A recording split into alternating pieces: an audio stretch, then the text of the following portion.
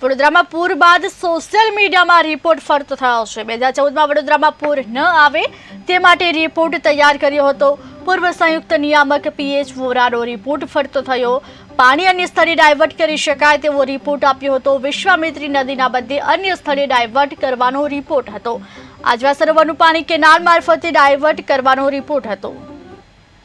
હા, મારા father agriculture engineer સાથે જોડાયેલા છે અને પાણી એમનો સબ્જેક્ટ હતો। બધી પુસ્તકો લખેલી છે। આપણે વડોદરાની વાત કરીએ તો 2005, 1995, 2009, 2014માં જે પૂર આવ્યા છે એટલે એમને એક ધ્યાનમાં આવ્યું હતું 2014માં કે આપણે આ જ પાણીને જો આજવામાંથી કેનાલ મારફતે મહી નદીમાં કાં તો તંત્ર જ્યાં કે ત્યાં ડાયવર્ટ કરીએ તો જે પાણી વિશ્વામિત્રીમાં છોડવામાં આવે છે એ પાણીને આપણે બચાવી શકીએ છીએ કે ભાઈ જે વિશ્વામિત્રીમાં આવ્યા પછી પાણી શહેરોમાં અંદર જતા રહે છે તો એ આપણે ઘણું બધું એને ડાયવર્ટ કરીને પાણી વડોદરામાં ન આવે, જે શહેરોમાં ન જતા રહે